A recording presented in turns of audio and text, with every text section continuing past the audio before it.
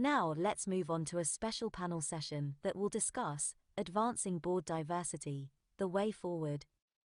According to S&P Global, the growth in women's representation on boards and in C-suites has increased worldwide in the past 10 years, but there's still a long way to go.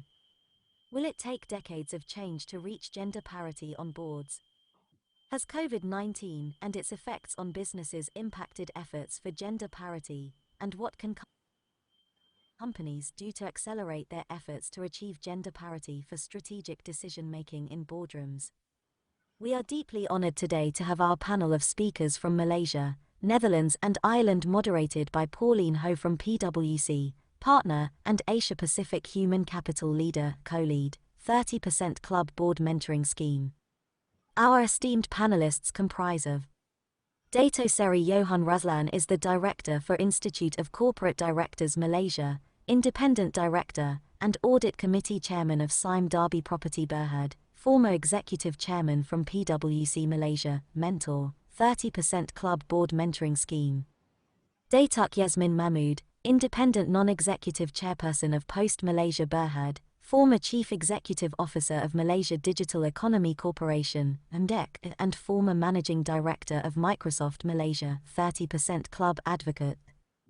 Gillian Harford is the Country Executive, 30% Club Ireland, the Board Member of RCSI Hospital Group Ireland, Chair and Non-Executive Director of Beaumont Hospital, Ireland.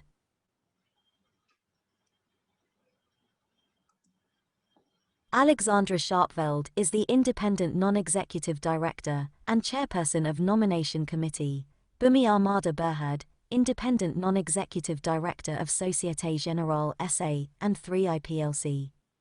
Now I leave the digital stage to the moderator to take over. Over to you, Pauline Ho, and enjoy the session.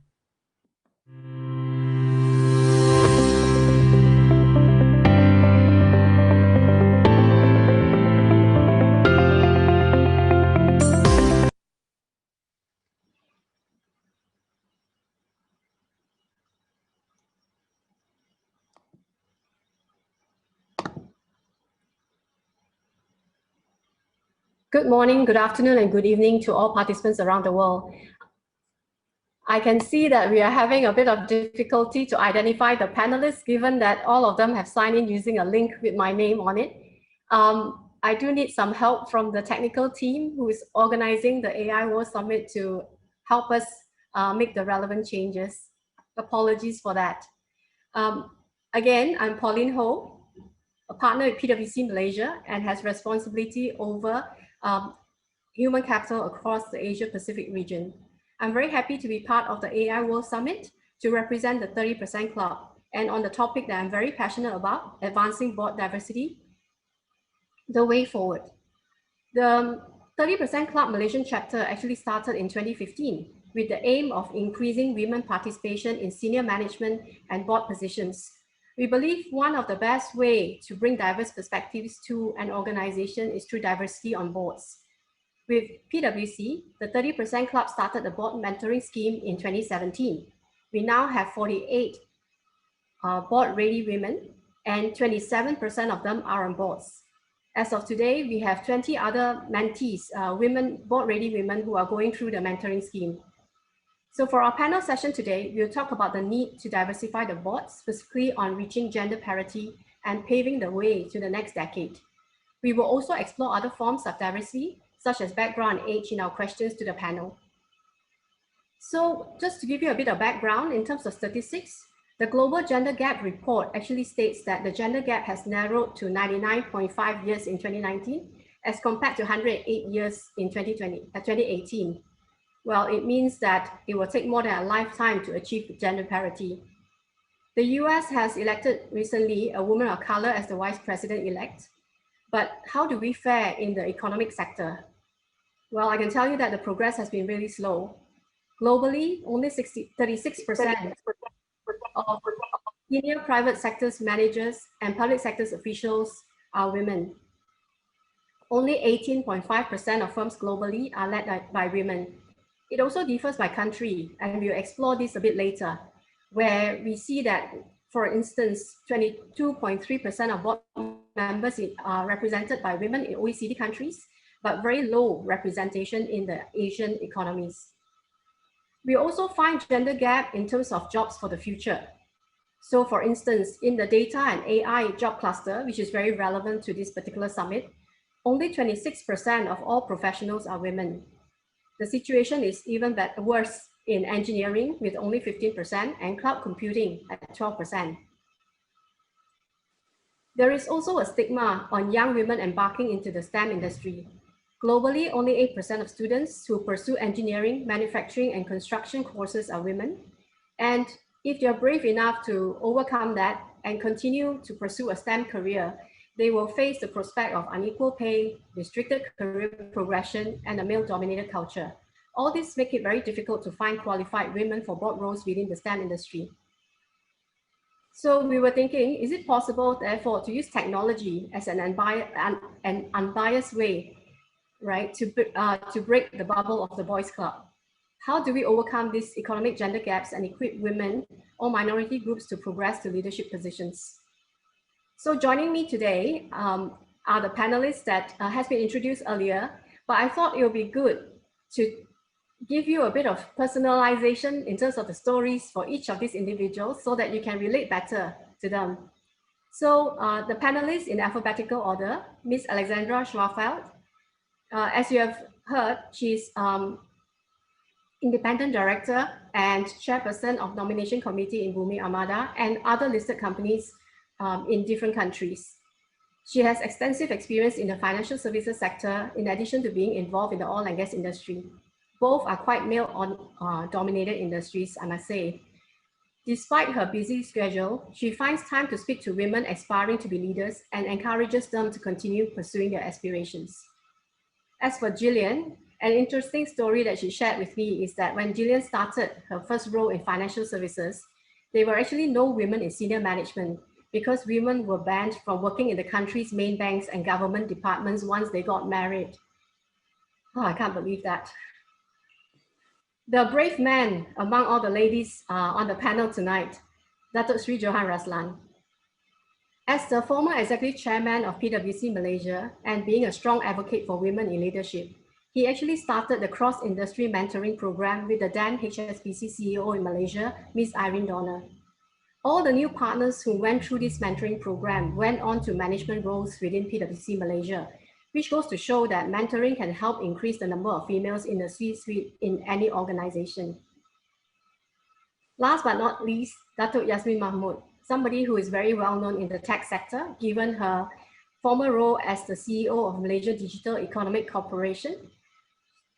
An interesting fact about her is that she is the co-founding patron for a women in tech NGO called Gorgeous Geeks, with the tagline of putting lipstick on technology. So without further ado, let's start our panel discussion. We also appreciate questions from the participants, so do submit your questions through the Q&A platform so that our panelists can address them later. So let me start with the first question to Gillian. I have shared some statistics just now, and a recent study from BoardX also suggests that women account for only on average 19% of leadership team positions around the world. And when it comes to boards, France and Sweden has the highest number at 43 and 37% respectively, 27% for Ireland and Malaysia, while the lowest is seen in Japan at 9%. So what are the factors that you think contribute to the different statistics in these countries? Are there differences between Asian economies and European economies? And what can we do to make it happen faster? Gillian? Thank you, Pauline. I'm delighted to see you started me off with the nice, easy question. It's really interesting when you look at the numbers, and there's no doubt about it, there are differences across different geographies and different economies. And what we've looked at is some of the factors that drive the differences as opposed to always focusing just on the numbers. So it's quite interesting to see some of the factors that are driving the more positive change. So the kind of things we are seeing across a number of different jurisdictions. I'm very actively involved with the 30% Club in the global group, and we operate in 16 different countries. But what we're starting to see is a combination of, firstly, it's very self-directed in certain countries. And when I say self-directed, it's self-directed by companies themselves, the boards of individual companies seeing that this is around a much better business proposition and looking to make change themselves. And also being self-directed by the women within the organization, because we see a strong correlation between organizations that have a high percentage of female executives also then leading into a high percentage on boards. The second thing that we're seeing, and this is very country specific, is a much stronger role in government, and governments either directing in terms of targets, which is what we have in Ireland and the UK, or quotas, which is what we see in countries like France and Norway, which you've quoted as being a really strong example. We're also seeing as well governments in certain countries starting to lead by example. So I know Ireland is a very small country, but if you take us as an example, we have our government-backed initiative for listed organizations, which we call Balance for Better Business, but we also have within our governance code for state bodies a target for all our state boards to have 40% representation. So it's a real example of governments setting the standard but living the standard. We are seeing a much greater growth in partnership, and that's what we're really interested in. Partnership, particularly between business and government working together, and with groups like the 30% Club. And the fourth thing we see is the strength of the stakeholder influence. So the stakeholders in terms of investors, in terms of regulators, and also international powers like the EU across Europe now setting out challenges to different members, and groups like the UN. But where we still see the differences, and I think this is where geography becomes very important. Firstly, it's around organization types. So we see huge progress in terms of listed organizations. But if your economy has a strong influence from privately owned companies or family owned companies, we see progress there a bit slower. And that is obvious in certain geographies. And also the primary industry within your country. So if the prime industry, say for Ireland, is financial services and multinationals, we see great progress. If your prime industry is mining or oil and gas, it's much more of a male-oriented industry, which makes it more challenging. There's cultural differences around the perception of the role of women. And then there's also the physical infrastructure in terms of access to employment and access to boards.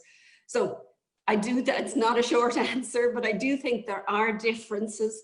I do think some of the differences are changing. Whether it's happening fast enough, it's hard to know. If I take the EU28, which is a good benchmark in terms of progress, in 2008, the EU28 benchmark for gender balance was down at 11%. And by 2018, it had grown to 30% through a varying use of the combinations that I talked about. So an awful lot of progress. We joked in the beginning about when I started in my company in financial services, we had no women in senior management. And by the time I left that company 38 years later, we had a target at our board level, which we had met for 30%. We had a target at C-suite for 30%, which we had met. And we had just brought in a target of 40% for senior management, which we were just about to meet. Now, did we make all that progress in 40 years? No, because I would say in the first 25 years, we made no progress. But in the last 15 years, even the last 5 years, we made progress because we took action. Thanks, Gillian. The point that you brought up just now about self-directed, especially, was useful. Having some women representation already, and who has broken the barrier like yourself, right?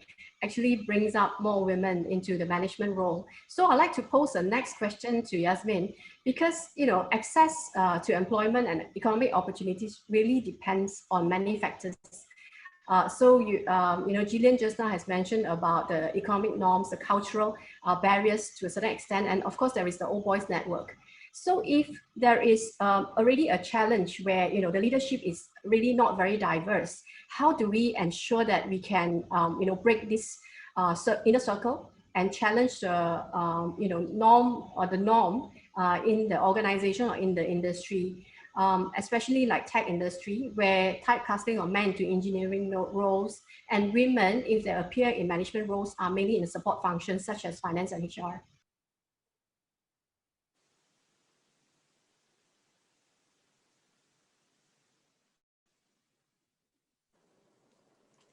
Hello, good evening. Hi, we can hear you. Hi, can you hear me now? Okay, good. Good evening, everybody. Thank you for the question. I'm proud to have been in the tech industry, and I'm proud to say that I'm one of the pioneers of the industry.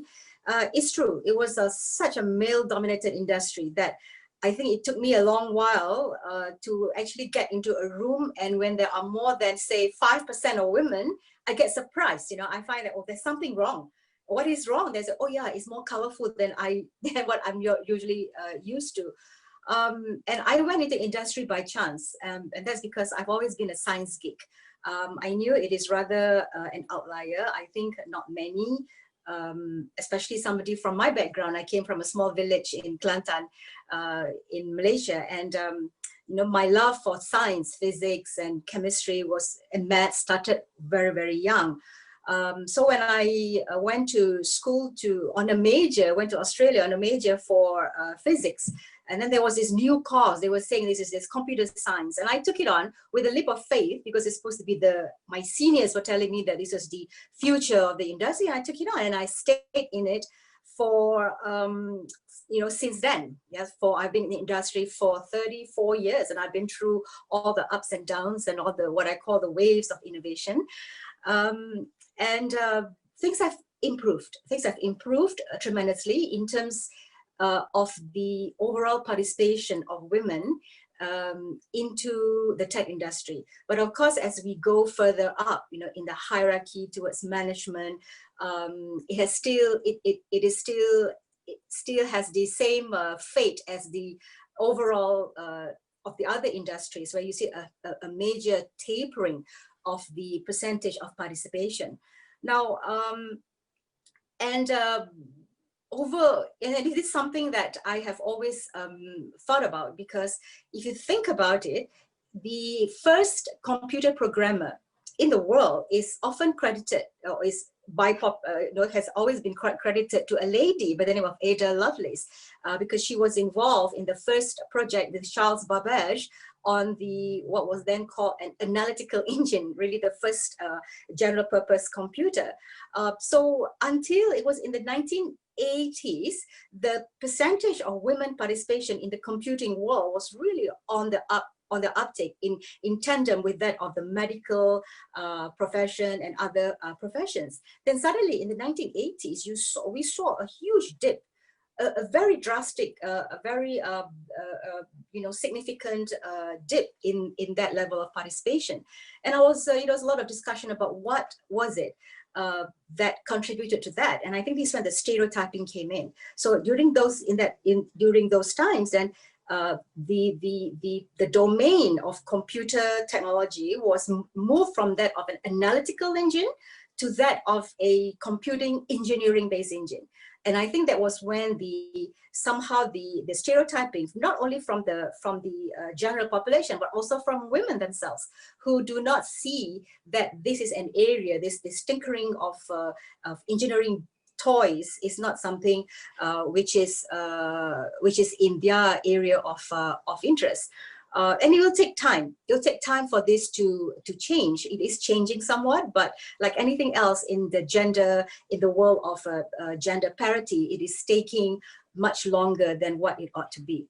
But I do want to highlight something which I've observed. That is in my interactions, and as you mentioned earlier, I've always been a great champion and still remain a champion and advocate for women in technology. But when I speak about technology in the bits and bytes and the specific of technology itself, I do sense that there is a bit of a detachment between, you know, in girls, especially when I speak to girls, detachment in girls in how they relate to technology. But when I shift the conversation towards what technology can do to solve certain problems, is to start with the problem and use technology and innovation as a means to solve the problem, I see a different spark in their eyes. So I think the conversation that I normally lead in when I go to, when I am involved in certain NGOs and go to the ground and talk to and support some of the wonderful work of these NGOs, like, you know, this I think there's Women Who Code, there is this woman tech makers, certain NGOs. So when I go down to the ground and support some of these NGOs, you know, when I speak to people, I speak about the problems and using technology as an enabler. So I think that is one way that will, I think, will accelerate the shift. Thank you for sharing that perspective. For Alexandra next, would like to check with you, right, on your thoughts around the fact that, you know, traditionally board members will normally be selected from a pool of senior executives with a wealth of experience in the relevant industry, right? So for industries where, you know, just like I've highlighted just now, where there are actually very few senior executives with the relevant industry experience, how do we start building from the ground up? And this is really something that is familiar to you, given your inspiring of the younger generation to take up management roles within those industries and then be potential board members in the future. So could you share, you know, how does one push the agenda? And in situations where you are the sole woman on board, do you wait for somebody else to bring up the conversation, or do you push the agenda yourself? How does one go about it? Thank you, Pauline. Thank you for your question. I think if one has to wait for somebody else to pick up an agenda, that never works, doesn't work in diversity, and probably doesn't work in a lot of other areas. So I'd like to answer your question by taking diversity in a bit of a broader range, because yes, we talk about gender diversity, but I think if you go back quite a few years, not only were board members male of a certain age, but were also probably of the country in which the company was having its head office. So one diversity is talking about women, the other diversity is talking about nationalities, and the third diversity, which I would also like to bring in here, is the one of age. If you look at the agenda on diversity, I think it always starts with you've got to try and be sure that people are convinced of the diversity. And how do you do that? The most important bit when you're a new director is the onboarding. Make sure you understand the culture of the organization.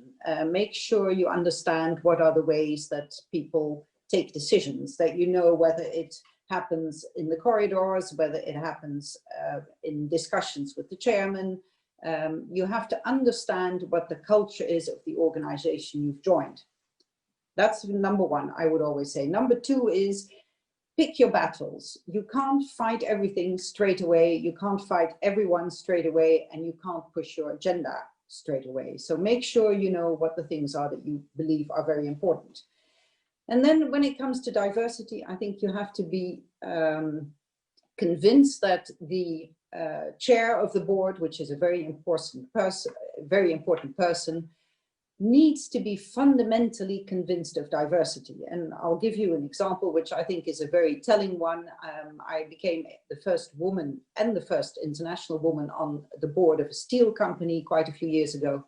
And the CEO took me to visit his one of his steel factories, which was a very old, dirty factory, like steel factories have a tendency of being. And when we came out of there, he looked at me and he said, "This is the fourth time I visited this steel plant, and I have the impression I am seeing a completely different plant today." And when I asked him, "Why is that?" he said, "Well, the questions you've asked about the lighting, questions about hygiene, questions about safety, questions about input, output." He said they're totally different questions than what my male board members have asked in the past. And it was for him a moment to say, wow, there is such value added in diversity. So I would say the first thing is a chair needs to be convinced that diversity, be it age, be it nationality, be it gender, is important. Secondly, I think your question about when you're the only woman on the board, what do you do? Wait for somebody else to bring up the diversity agenda, I think is never a good idea, because it won't happen on its own. So either you do it by influencing other board members outside of your formal board meetings, or you do what I've done in a situation where every time we spoke about either talent, or we spoke about top management, or we spoke about marketing functions, and every time I said to the chairman, where's the woman? And if you do that every single time, I think it took 2 years, and then he was the one who would say, where's the woman, every time we had a discussion. So you do need to convince that there are reasons why diversity is incredibly important. And I think the role model is an important part. You cannot always play it directly because you're a non-executive, but you can play it indirectly. And one of the examples is, I think on every single board I'm on, I have organized a dinner or a outing or a visit to a plant together with the senior women in the organization. It's a very informal way to get to know the women. They don't have to be at the top executive level, but they can be at level N-1, N-2, or N-3, depending on the size of the organization. It is for them a great way to talk to a non-executive, and it is a great way for a non-executive to hear what's really going on in the organization. So I would recommend that those are ways to be a role model and to help influence the diversity agenda in the organization. Thanks, Alexandra. Now, let me ask a question to Johan, who has been waiting patiently. You know, when I look at your CV, you have been sitting in various boards, and it has been proven, as I shared the story about what you have done in terms of cross-industry mentoring, that mentoring does work and increases the number of women in C-suites. So what have you done in your numerous board to push for this agenda and not having a person like Alexandra, for example, in the board who will ask, where's the woman? Are you the person who is asking those questions? And what do we do now that we have 6 companies on the top 100 that has no women on boards? Are you going to call their chairman and ask them where's the woman as well? Johan, over to you. Well, thank you, Pauline, and thank you for inviting me, for allowing me to be here. I'm not sure it's my role to actually call up people out of the blue and challenge them, but certainly wherever I am, I think it's important as time goes on, you grow in confidence to push certain issues. And as Alexandra says, there's a different culture in every organization, different culture in every board. And so you talk about things perhaps in a different way, depending on where you are. But ultimately, I feel you do have to set out your feelings on a subject. This question of where are the women? Because I feel that we do concentrate a bit on women on boards, of course, but let's not forget, why did we start this conversation way back? Is because women were not coming up the organization into manager and middle and senior manager roles fast enough. So there's that as well. And boards have an influence on the selection of top managers, don't forget. Boards have influence on how CEOs play their role, how heads of HR play their role. So I tend to use often the nomination committee, if I'm lucky enough to be in the nomination committee, and ask those questions. If I'm not, I may ask in the main board of the chairman of the nomination committee, have we looked at women for this role? And another way of actually doing it is just to get out of the club, the boys club kind of thing, is to always push for, if you can, insist on the use of impartial search firms, rather than all of us just talking about who we know.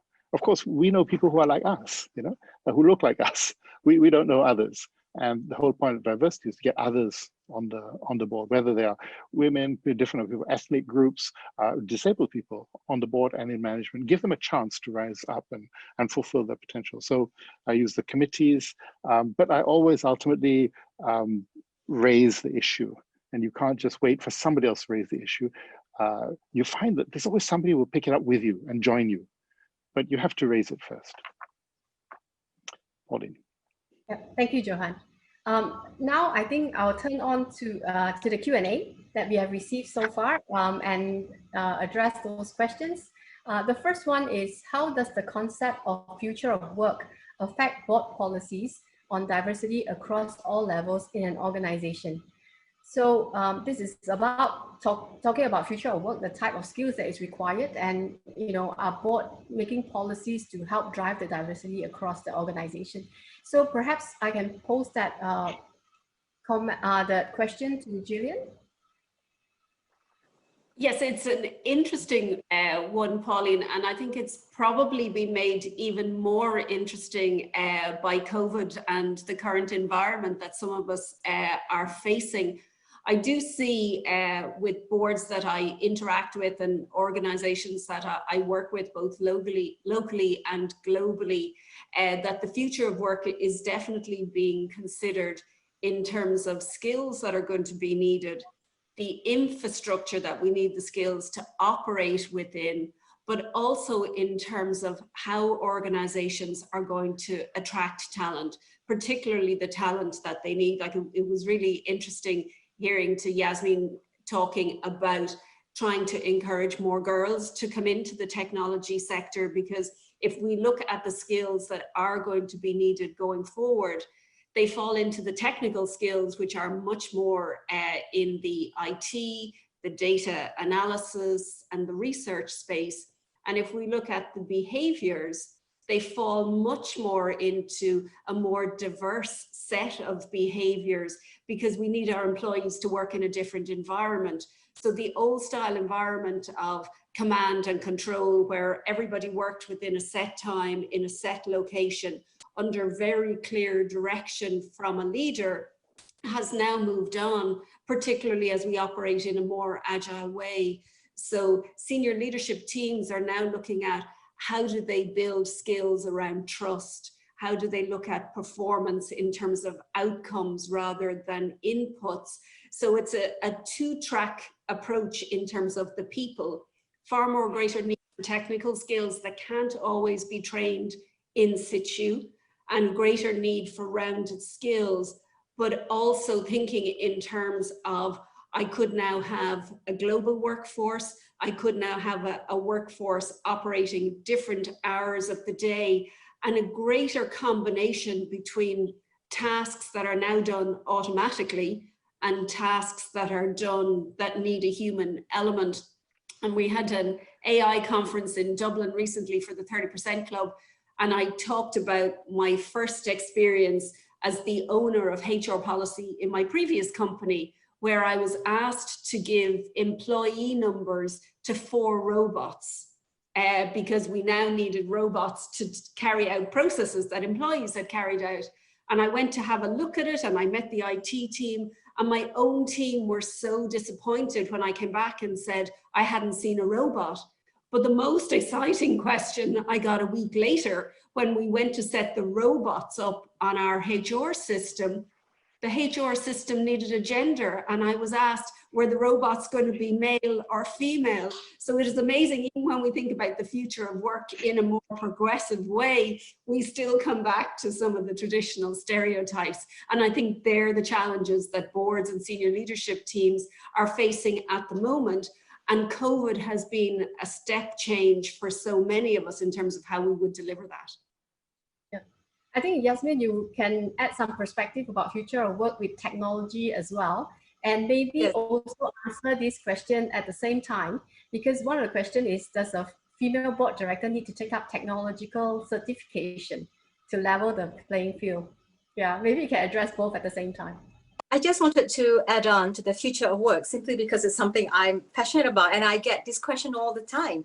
And the question is, what will be the form of the future of work? And my answer is a resounding, I don't know, because things are changing so fast. And you know, I mean, I always talk about the fact that I've been in the industry for 30 plus years, and I've been through the whole, you know, waves of disruption or disruptive, innovation, you know, from the time when Bill Gates announced that there's going to be a PC on every desktop, when Steve Jobs announced the MacBook, and then there was the internet boom, the internet burst. I've been through all of that, but I've never been more excited or more frightened, scared of the power of innovation as we go, as we enter into the next 10 to 20 years.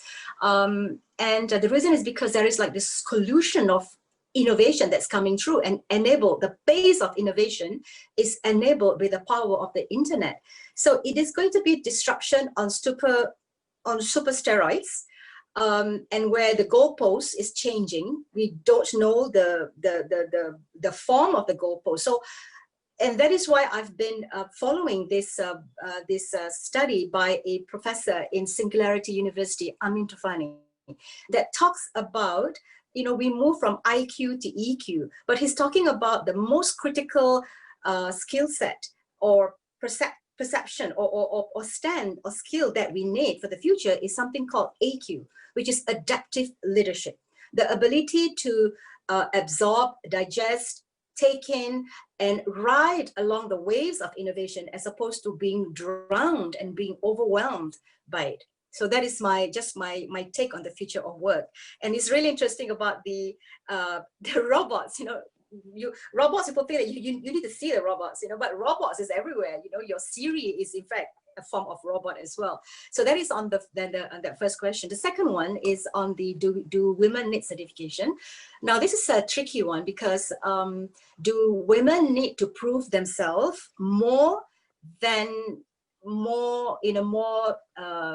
harder to prove themselves, you know, to prove themselves more than a man? I think the answer is still yes, because you could have, you need to be able to go in with more ammunition, with more credibility. But as it pertains to certification, I don't think so, because, you know, just like Johan, I chair a board, and when it comes to looking at women, new board directors, we look at skill set. We look at a metrics where we look at a skill set, and I drive diversity or gender diversity, not from a perspective of because I'm a woman. I always say this, I'm not driving gender diversity because I'm a woman. I'm driving it because I'm a leader.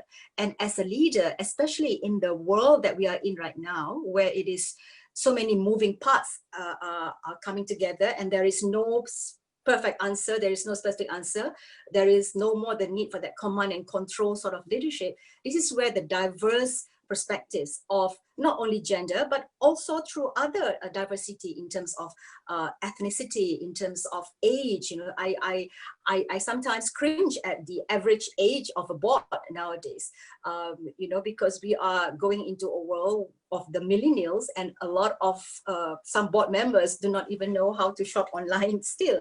So I think that it's not really about certification, but it's more of you need to know what is your expertise. Typically, you're looking at expertise in terms of functional expertise. So you must be either in the financial sector, good in numbers, so that you can be in the board audit committee. You can either be good in the human, in the HR organizational development perspective, where you can then contribute from the board remuneration committee. You can be being known, not necessarily certified, but being known as an expert through your credentials, through your experience, through how you put forward your thought leadership in certain areas, like in digital marketing right now, in social media marketing. That is an area that is that I, for one, would really value to have somebody who can help the perspectives of the management as a board member. So, Pauline. Alexandra, would you like to chip in with some thoughts as well on those questions? Yeah, thank you very much, Pauline. Jasmine triggered a comment I heard very, very long time ago, and that was, you said, do women still need to be twice as good? When I was a banker in the long time ago, and obviously the only woman at some point, a female board member of a very different company, when I asked her and I said, should women be twice as good? She said to me, absolutely. Luckily, that is not difficult.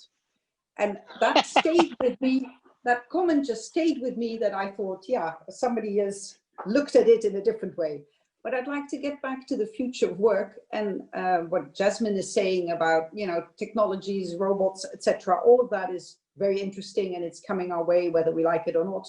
But I think something that I read yesterday, which is very interesting, and that is Unilever is doing a trial in New Zealand, paying people for 5 days and they only have to work 4. So there's no discount in salary or in wages, but they just have to work 4 days. And the idea behind it is we are going to reward people on output rather than on hours worked. And I think that is something that, at least for women, is very interesting, because I believe women in general are very output related and are less, less willing to sort of say, I've got to sit here because my boss is still sitting here and that's why I'm staying in the office. Secondly, I think it is interesting to see developments like this and developments we're seeing as a result of COVID and working at home. Women have a tendency of putting a question mark next to their own capabilities. And I'll give you an example. In all the years that I promoted men and women, men used to say, why didn't I get promoted last year when I gave them a promotion? And women used to say, do you think I can do that? Or I don't think I can. And I've often had to say to a woman, listen, of course you can, otherwise I wouldn't have chosen you for the job. You just have to go and do it. So I think the future of work in the shorter term will be a lot more about creativity, working from home, working shorter hours. Well, everybody's talking about agile and all the other ways, but I do think there are, in the short term, developments which should actually help women grow through the ranks. Pauline, may I just yes, I was going to ask you to chip in as well. Yeah. So, yeah, one thing, obviously, there are many questions, I know, I'm sorry. But Alexandra made a very good point. And I was going to talk about, so, you know, in the future of work, we may be all like this, sitting at our homes and not seeing each other a lot. And we have set piece meetings, etc., and less of the crossing in the corridor, chit-chatting sort of thing. It possibly means that, male leaders are not meeting in the bar or playing golf so much together, but don't bet on it. You know, my advice is that relationships are still important, and whoever is involved, whether whoever is going up the line, has to find ways of building relationships using technology around the set piece meetings that we all have, using WhatsApp, you know, to chit chat with somebody and out of the blue, you know, message to somebody and say something, and then you get a message back, and then you're building a relationship, you know, outside, because people need to know you. And so that when you bring up something like, hey, where are the women? You know, you already have relationships with those other people, and they may support you, at least they won't, you know, knock you down. So relationships are always going to be important. And I think that we all are going to have to find ways of using alternative forms of technology to build them outside the obvious structures of the Zoom call, you know, etc. So relationships. Thank you. Thanks. There is a question now on how does a board link diversity to board effectiveness? So it's not about the studies out there where, you know, I think all of us have seen saying that if you have a diverse board, you do better from a share price perspective, you know, from a profitability perspective. But what about board effectiveness? What considerations do you take to form this conclusion? So for the directors, the panelists who are all board members, how have you seen diversity linking to board effectiveness? Alexandra, would you like to respond? Yeah, I think it is, and I'm getting back to an earlier point about the culture of a board. Some of the boards I have come on to. I think my Malaysian board is a good example. When I first joined, it was a totally Malaysian board. And when I joined, my comment was, I would like, the comment was, you're going to be the only female on the board. And that wasn't my worry. My worry was I was the only non-Malaysian on the board. And the reason is having a other sparring partner who can help you a little bit in saying, hey, why are we doing it this way? Or why are we doing it that way? Is incredibly important. And I'm speaking as a foreigner to I know mostly Malaysian group here, but there are obviously complexities in the Malaysian society, which as a foreigner, you don't know about. Whether it's between the different cultures, the different groups itself in the country. And it's at a moment like that important to have somebody else you can discuss that with, and secondly, to ask the questions. So I would come up with questions which were totally maybe not done in Malaysia, but I come from a Dutch culture which is very straightforward, and I'm on top of that a woman. I think those two elements which made it very different in my Malaysian board. You do notice that after a while, people will look at you and will say, hey, let's have your opinion as well, because you generally have another way of looking at things. So I think diversity brings a richer discussion. And again, diversity in the biggest sense, so it includes a lot of other things, but it brings a different discussion. It brings question marks on why do we do that this way? Because we've always done it. Well, maybe it's time to look at it again.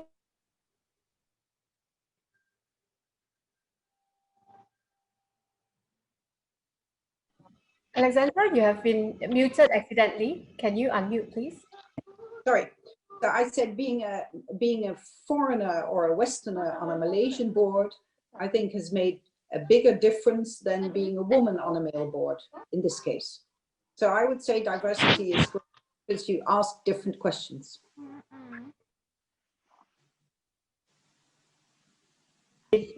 Therefore, it really supports the effectiveness in the board. Gillian, do you have any thoughts on this particular question as well?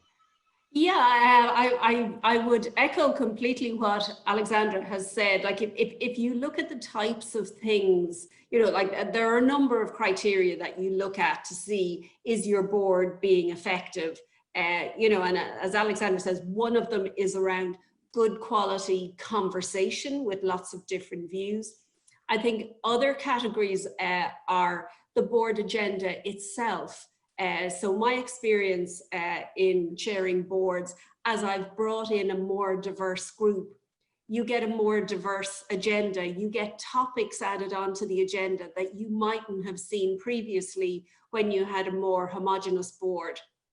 So for example, one of the boards I chair is a hospital in the city, a very busy hospital. And we have purposely broadened out the board experience in the last 12 to 18 months. So we now have a whole new set of topics that we're discussing, which helps in terms of our effectiveness. And I think a third point that I've experienced, if you have a more diverse board, and I'd echo Yasmin's point, not just diverse in terms of gender, but diverse in terms of experiences. I think another indicator of success is you tend to hear more from the employees.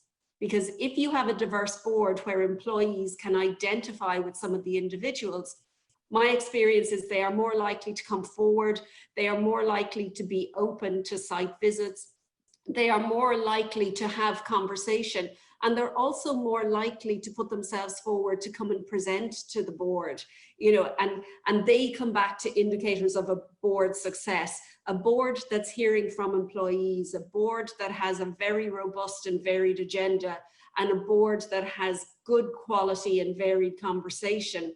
They are very strong indicators, and I would certainly have had the experience that you get far more improvements when you have diversity, either through gender, experience, nationality, age, or any of the factors we've talked about. So I do think it's quite easy to measure improvement as you improve diversity. Thanks, Gillian. Yasmin, I actually have a question for you. Because of your previous experience in public agencies like MDAC and now being, the chairperson of a board, are women less represented in boards of corporations or public agencies? Which sector is most underrepresented?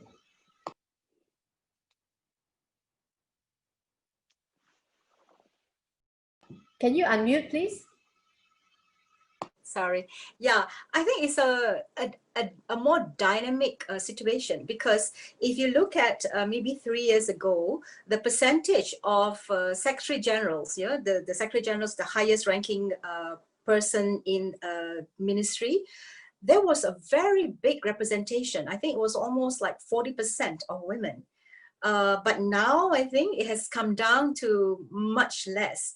And the GLC, the government-linked organizations in Malaysia, I think this is where I have always been very vocal about the fact that government link is still very much a boys' club. And I say this, and I know a lot of people may not be happy with it, but the government links company is still very much a boys' club. But I think it's changing. They're making a conscious decision. My first board membership was actually on a government link organization where I was the very first woman board member. And I was greeted with some level of trepidation, some level of discomfort. But like Johan mentioned, I took the trouble to actually build a relationship. And over time, then they realized that, the perspectives, to answer the previous question, you can instantly see the board effectiveness just by virtue of looking at the different perspectives. And this is diversity. So it doesn't mean that when you have an all women board member, then it's also also then the counter diversity agenda, right? But after I came in, and once you realize once the other board members, the other male board members realized the richness of the conversation just through my level of questioning, in a span of 6 months, 2 more women board members were brought in. So I think the impact is very, can be felt almost immediately. I think in the private sector, there is a lot more of this realization for diversity for business outcome. Whereas I think in some of the government-linked companies, diversity right now is more of I must fulfill the target, as opposed to really being a champion of diversity. That's what I like what the 30% Club is doing, which is really highlighting this agenda and creating and making examples of the champions. Like Johan, Datuk Sri Johan is one of the good examples of a male that has been championing women in the board and women in management. Thank you, Yasmin. I have a question now for Johan, from one of our 30% Club mentees, actually. What would be the advice or suggestion for women in senior management roles who aspire to move to a board role? If there are 3 key things to focus on, what would they be?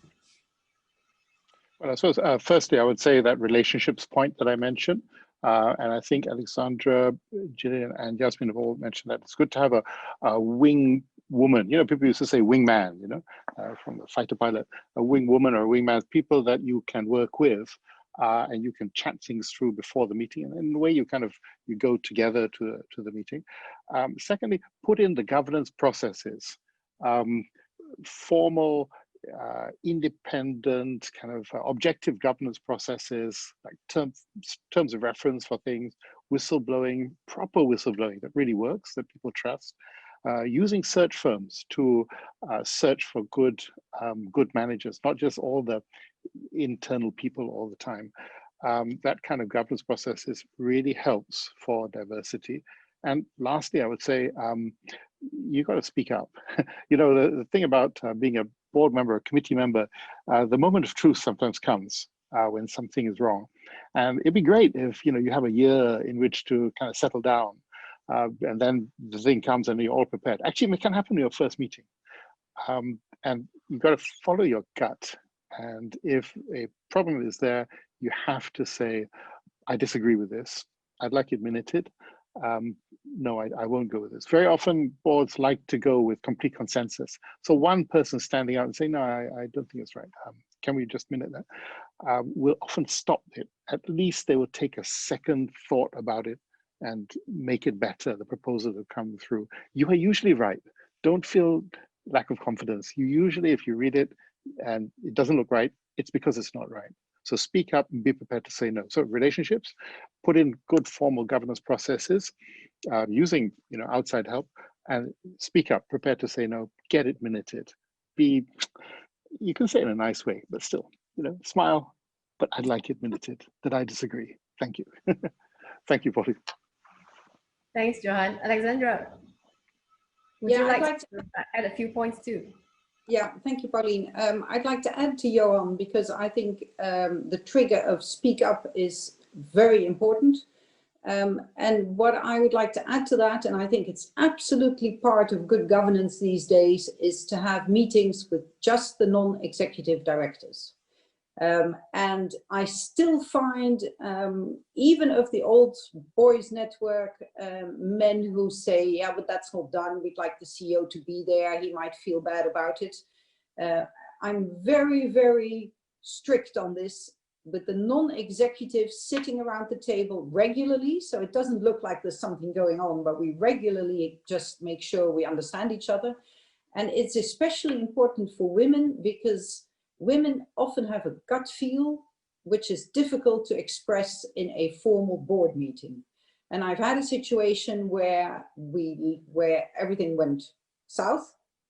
We ended up having to fire the CEO, and we had a get together with the non-executives. And looking back over what had happened during the year, we could all pinpoint the same moment that we all had a gut feeling that things were not going the right way. But because we didn't have a moment amongst non-executives, we never had the opportunity to express it to each other. So I would be a very strong advocate of saying, make sure from a governance point of view, you regularly sit together with the non-executives without the executives present, and you just discuss, what's your feeling? What do we see? What do we hear? What do we feel? Very important. Thank you. I like this next question that I would like to pose to the panelists. Are there situations where diversity actually create frictions among board members from anecdotal perspective? I mean, we always talk about, and Johan mentioned about speaking up, and it's fine to be the lone voice and have it minuted, right? And Alexandra, you mentioned that to the audience just now as well, this gut feel. But what happens when it does create friction among the board members?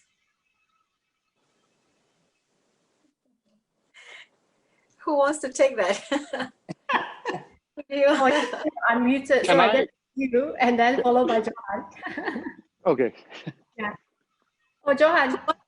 Johan first. Quick one. Well, I mean, friction amongst, it's really nice for us all to have known each other for 20 years, and we kind of have an unspoken rule. We don't have to talk so much, and we're all going to play golf later, and so on, and we're all family friends. But I'll give you another situation. I used to teach, and I did a class once. I realized that there was a lot of people there from one board. The entire board of a company had turned up to be in this one training, quite unusual.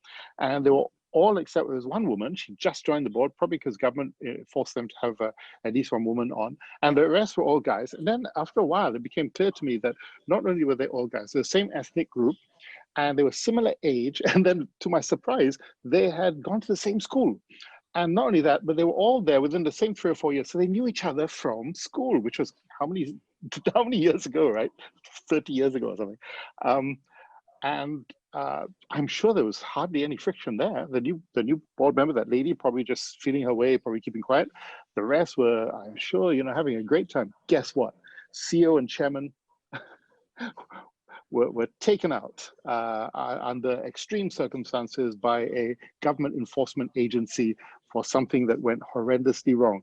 I'm sure one of those board members knew there was something going wrong, but probably to keep the relationships within the group all nice and friendly, he didn't feel like saying it. And they were all bad guys, I'm sure. But because they're all been together, they're all the same group, there's no diversity. Nobody wants to break and put a bit of friction, a bit of sand in the machine. So guess what? It all went horrendously bad. You know, can you imagine chairman, CEO taken out, and reputation of the company went terribly wrong. Thank you, Chairman. Can I come in here, Pauline? Yes, sure, Gillian. I think the question is a really interesting one, you know, but there's almost the implication in our rush to answer that friction is a negative thing. Actually, I think if you have good diversity in the group, you will have good friction, and that's one of the advantages that diversity brings. I think the biggest challenge for any board is groupthink, particularly when you think about a board compared to a senior leadership team. So a senior leadership team meet every day, meet every week. A board meet every month, sometimes every 2 months. So it's really important at board level to be able to get right into the nitty-gritty of a conversation very quickly, because you might meet again for another while. So I think friction is good. I think there's a really strong role in the chair to make sure that the friction turns into good debate, as opposed to turning into conflict and lack of resolution. But if we come back and you know, the financial services crisis is probably one of the best examples, where so many of the financial services regulators across the world are now saying part of the challenge was that there wasn't enough friction, there wasn't enough conflict, there wasn't enough debate.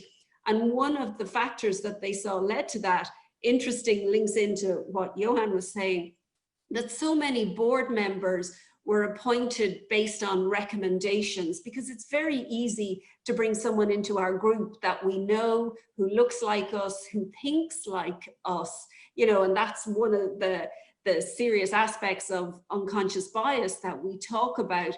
But actually the regulators are now saying, you have to go beyond recommendation, you have to bring in difference, you have to bring in friction, so that it adds value rather than friction being something seen as a negative. So yes, I do think if you have a very diverse board, you will have friction, but a good chair will turn it into a positive rather than a negative.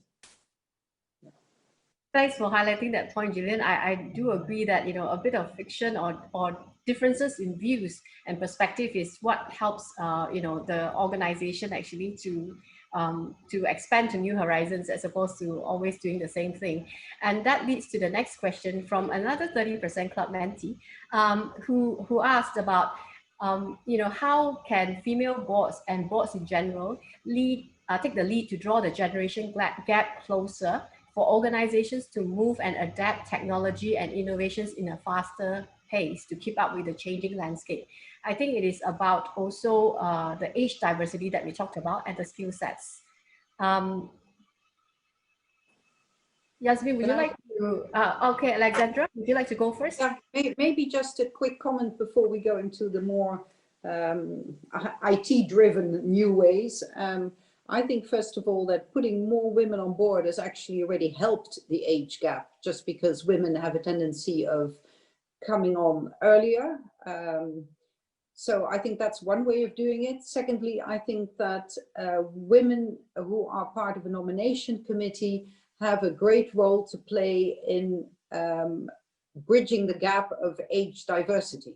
As in, I think you are, as a woman, you're probably easier or keener to say, wait a minute, I've managed to get here, I can help somebody else get here. And it can be from an age perspective. I think also something that can happen a lot. Next to that, I believe that more and more, I mean, if I look at my world as board members, I mean, there's barely any paper left. I now work with 3 screens in front of me, one with the documents and the other one with the video and the other one with any other information coming in.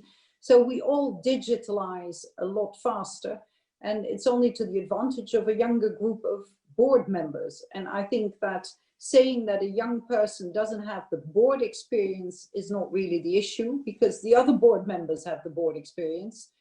You really want to get somebody younger on board for a lot of other reasons, and often because you're dealing with a very young client group. I think it was Baskin and Robbins, the ice cream, who were the first one to actually put a 20-something on their board because they decided that was in the end their client group. So there's a big addition to it.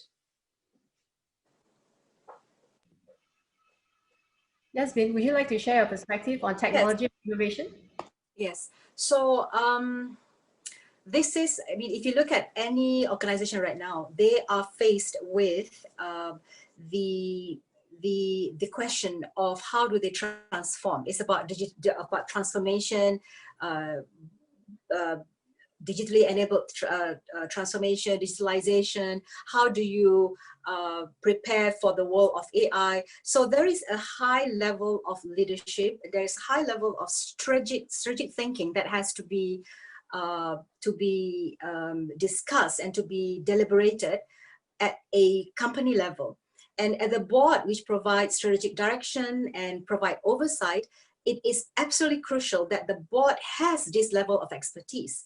And I think right now, most boards, first of all, as I mentioned, you know, age, the diversity in age, that is absolutely crucial. I mentioned that I cringe sometimes looking at some of the average age of board members, and this, you know, and the detachment sometimes with the new generation that will be the future customers.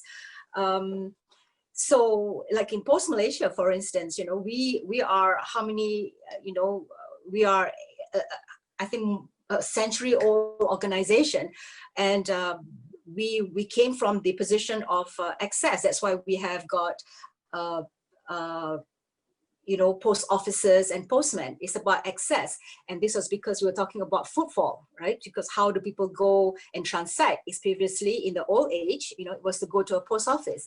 But as footfall made way to eyeballs and the clicks, the power of clicks, how did we as an organization move towards that? And it was one of the reasons why I was brought in, was to spearhead and to provide the strategic direction for the company. So one of the things that I did was to set up a board digitalization committee.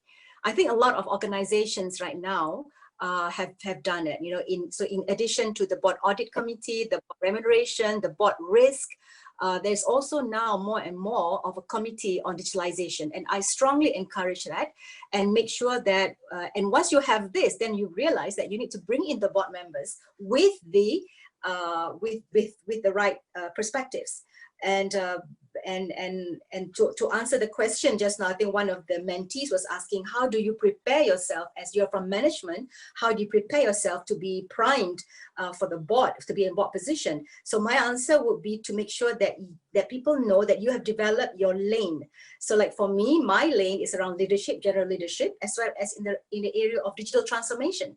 And I've got to make sure that I am really good at this and specialized in this area. And number two is that people must know that I am that this is my lane. And how do you make people know that this is your lane? Is by going out there and developing relationships, by talking about it, being on you know, being in going to conferences, publishing papers, publishing thought leaders. What do you say in your Twitter, in your LinkedIn? So those are the kind of preparation that you can do. But I think the board digital first, some people call it, we call it the board digital first committee. Some people call it the technology board committee. Some people call it the innovation committee.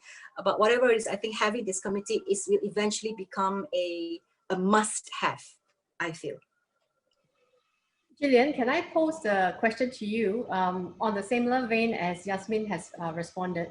The skill sets and mindset that is expected from female executives earmarked for board appointment. Are there any additional points that you'd like to add to that question? Oh gosh, now you've really put me on the spot here to think about it. At one level, I would like to say no, that, you know, there is a part of me that passionately believes that everybody who comes onto a board should be able to join the board because of their individual skill, you know, and it worries me that we expect women to bring something extra or something different, or that we expect somebody from an alternative ethnic background to bring something different. I prefer to go on the basis, whether it's senior leadership or whether it's board, that each of us should have the confidence to know what our brand is and what the additional value that we would bring into a board, whether, you know, no matter what the reason for us being there, rather than talking about any group having to have a higher bar.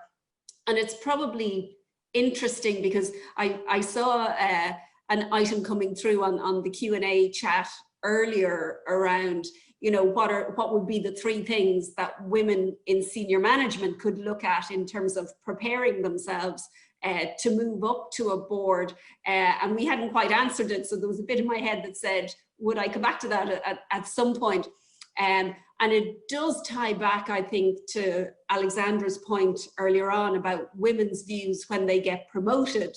You know, it is a stereotype, but stereotypes are based on fact. But women do tend to worry a little bit more about being prepared, their preparedness to step up. So what we talk about with some work we're doing in the 30% Club in Ireland at the moment with senior female executives around board ready, we do talk about making yourself comfortable if you need some form of education, whether it's the Institute of Directors or some form of accreditation. There is something about getting some experience beforehand in an informal way, whether it's through school committees or being on the board of charities or other ways to learn your skill. But the biggest thing we talk about, which I think links back to your original question, is actually stopping to think about what is your personal brand in relation to a board. Because typically we tend to think of our CV in terms of how we work our way through a company, instead of thinking about what is the value that we could bring to a board. So we're currently working with groups of 25 women at a time, getting them to rebuild their CV and think about what is the skill they bring, skills that they forget, skills that they take for granted, like being able to work through a large organization, knowing how procurement processes work, knowing how relationships with government departments work. And that probably comes back to what are the things I can step up to bring to a board, if that answers your question. Yes, definitely. Sorry for putting you on the spot, but I knew that you would have the right answers. I have the next question on technology. You know, we talked about innovation, technology being good. We are in an AI summit, but there are negative impacts on technology, right? We all have to acknowledge it. If it is used in a bad way, it can actually bring a lot of negative impact to businesses, to the people. So with a board that is more diverse, do you think that this will help, you know, address these negative impacts? Johan, sorry to put you on the spot. Can I ask you this question? You're on mute at the moment. Yeah. Yeah. Okay, right. Sorry, I'm just calling up the chat thing again. Yeah, I suppose one way that it could have a negative impact is if, for example, if you're in a very large company and you are doing recruitment, you will very often need some form of technological help to go through CVs, especially at the junior level, because there's so many, so you have to run through some kind of algorithm. If you stick to that too rigidly, I'm sure you're missing a lot of good people. You know, I often think of accounting firm, you might find some great audit senior, but you probably miss out on the great audit partner later on, because they have different, perhaps there are different things that you might want to look for in a strategic way. So you got to be very careful, you know, about that. You have unconscious bias amongst the people who set up the algorithms that make the selections. You know, I feel, yeah. Yeah, I totally can relate to that, Johan. So, you know, in a lot of use of AI in recruitment nowadays, they are looking at what is the job fit. And to assess a job fit, you're actually polling the people in your organization to see who are in the organization. So the question is, will this result in then we are only recruiting people who are similar to the existing people in the organization, right? And therefore it actually reduced diversity. Alexandra, do you have anything to add with regards to tech, whether you know, a diverse board actually can help reduce the negative impact? Yeah, I think I find it difficult, but although the example Johan gave, I think is a very clear one with respect to algorithms. I think a diverse board will ask the right questions and will look at it from different aspects. And I think that is whether it's on technology, whether it's on recruitment, whether it's on accounting. I mean, it can be in all sorts of different areas. I do think that having a diverse board means at least that the questions are being raised. So will you therefore always avoid technical wrong decisions? I don't think I can answer that affirmatively, but at least you will have had your best chance of raising the problem just because the questions are different. But I think that's the only real link I would see between diversity and wrong technological decisions. Yeah. I think that's a very valid point, Alexandra. I mean, asking more questions will inevitably result in more thinking around it to ensure that at least it's probably have a better chance of heading the right path. There are questions that are quite similar. Perhaps I will just combine them. One is when recruiting a board member, we typically see the requirement to have prior experience in a board, right? Or a listed board. How do we overcome this requirement or convince the nominations committee to relook? And that is quite similar to what does it take to have more women in board committees, right? So women generally have less opportunities to be placed in boards in the first place. And if they don't have prior experience, then it actually, becomes a disadvantage in terms of board appointments. So what can women do in this respect? I'd like to use an example, Pauline, if I can. We were in one of my boards looking for a digital savvy person, let me call it that way, because we're in this financial services industry and digitalization is obviously taking a very big leap forward. And we found an excellent young woman who comes out of a retail business and who is a digital expert. And she was invited to join the board after a couple of the women on the board said, listen, she has got everything we don't have except board experience, but we can help her. So it was a sort of, let's give it a try. And I remember the first board meeting she was on, we spoke the whole meeting about regulatory issues, and we spoke about all sorts of legal court cases. So I think the whole meeting went onto these two subjects. And I remember that she came to me afterwards and she said, I don't think I'm fit for this board because I have nothing to bring. And I have no idea what all these regulatory and all these court cases are all about, huh? Very legalistic. And I said to her, listen, this has been a difficult board meeting, I understand, but give it some time. You know, you're on the board for 4 years, but give it a year and see how it works out. And if by that time you think this is really not something I can add to the table, then we all will understand.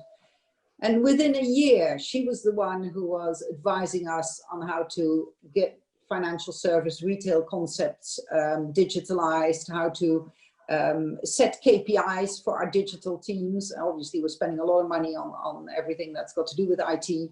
She just asked the right questions and all of us got interested, and she's actually organized for the whole board now a couple of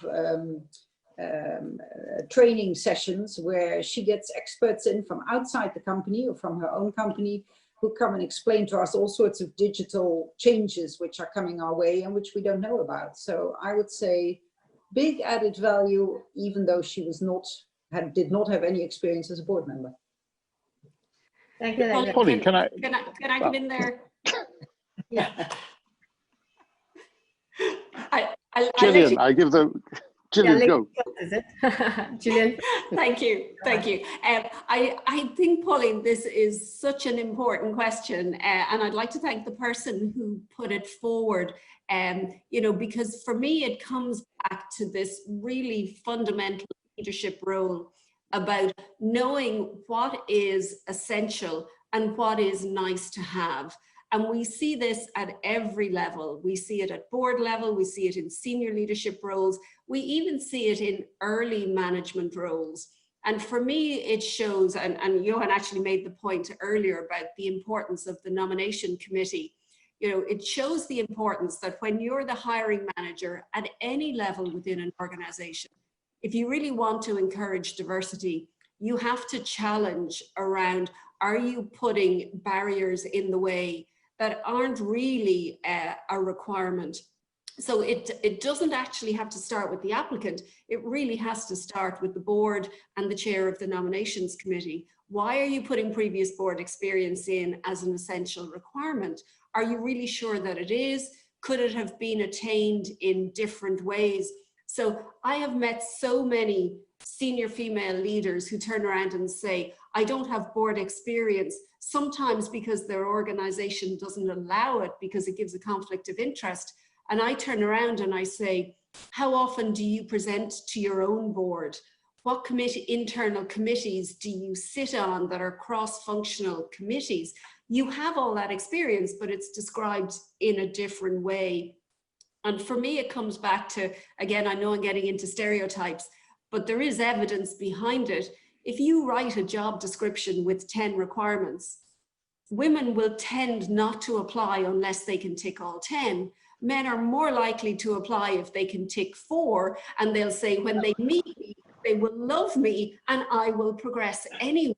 So that for me is why it's a really interesting question. At every level, if we want to encourage more diversity, we need to focus on what are the real essentials that we have to have, and have we got good justification for them? But really it's more about what are the skills that we need in the room. Because if we keep focusing on non-essentials, it then drives women into thinking they can't apply, or they must do some form of apprenticeship program, or they must start in one kind of board to get experience for another, instead of us as the hiring managers thinking about what do we really want to get.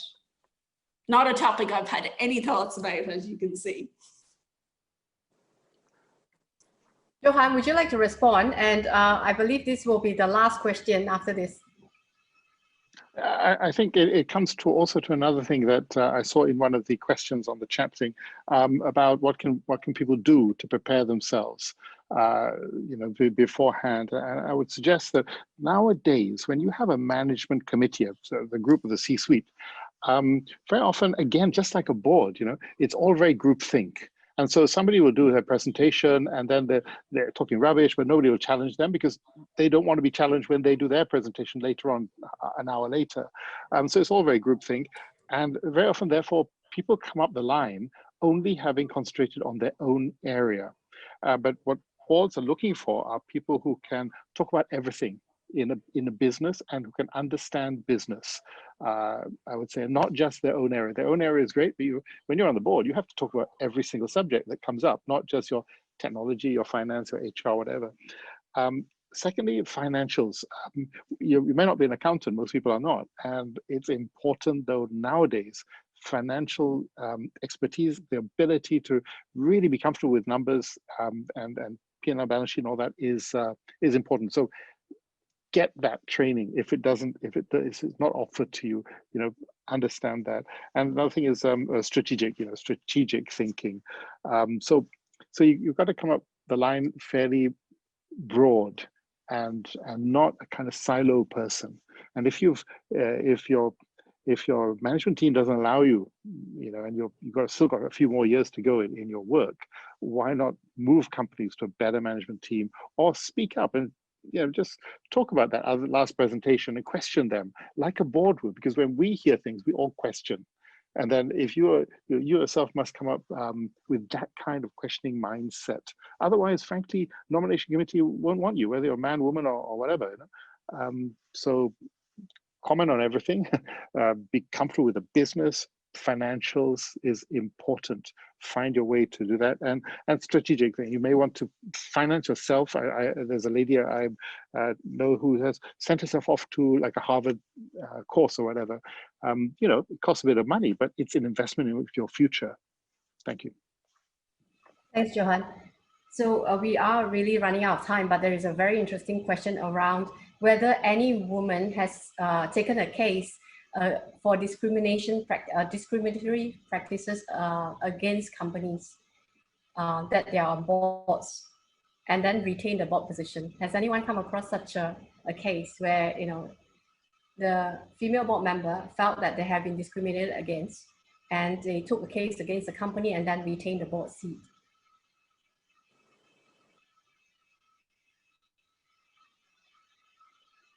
Perhaps not. We're not. But I think there was an accounting firm that you may be aware of, Pauline, that in the past in the UK and the US, people who were supposed to be promoted to partner were not promoted, and it was very, very clear they were discriminated against. They took cases, and I believe they got their partnership and you know, and moved up. And now, therefore, your firm presumably has completely changed in its ethos than how it was in those old days. But you know, these people, you know, good luck to them, because they open up for the rest. I certainly have. I have seen cases where women might have taken a case and won, but I'm not sure I've seen cases where they remained once they had won, because part of me, and it's a personal view, that psychologically you might be ready to be somewhere else where you're more welcome. But I've definitely seen cases that have been taken and have been won. Thanks, Gillian. There are still more questions to go, but unfortunately we have run out of time. I do appreciate all the comments and sharing that you know, the panelists have given us or shared with us this evening. It is very, very useful, and I've learned so much from it. Just to summarize a couple of key messages that I've heard myself personally. I've been writing notes, that's why in case you're wondering why do I keep looking down and scribbling away. One of the things that I have noted is change should be self-directed as a starting point. I know there was a question around whether quota or targets work better. I think there is two schools of thought. I didn't want to ask the question because it will spark a debate that will last an hour, like how we prep for this session. So, you know, I'm sorry about that, but I think there are pros and cons for both targets and quota, but most importantly, a board that realizes the value of diversity and then bring in the right board members and then encourage women to rise through the ranks within the organization, giving them the right equal opportunity. I think is the best way forward. The second one is where, you know, don't leave it to the woman to ask where's the woman. I hope Alexandra is not the only voice, and I'm glad to hear that she has influenced enough board members to ask where's the woman for every job positions that is being presented to the board. So I hope board members who are on as participants today, they will also ask where's the woman, so that there is actually equal opportunity. It's not about giving preferential treatment. And the final point that I'd like to leave you with is there is a need to be confident in your skill sets for the women who have made it to senior management or to boards. It is important to know that you deserve it. Even if you feel that the reason why you're on the board is, or on, you know, promoted to senior management is because you want to, the board or the company wants to meet a 30% target, even if you feel that way, which most likely is not the case. But even if you feel that way, remember that you deserve it. You bring your skill sets to the table, and your views that is voiced openly in all your discussions will differentiate you, and they will know that actually you are well worth it, right? So don't be worried, be confident in what you bring to the table. Thank you very much once again to all the participants. I'm glad to see that, you know, almost everyone has stayed throughout the whole discussion. I really enjoyed it, and I hope the panelists didn't feel too set up by me over this conversation. Thank you. Thank you. Yeah.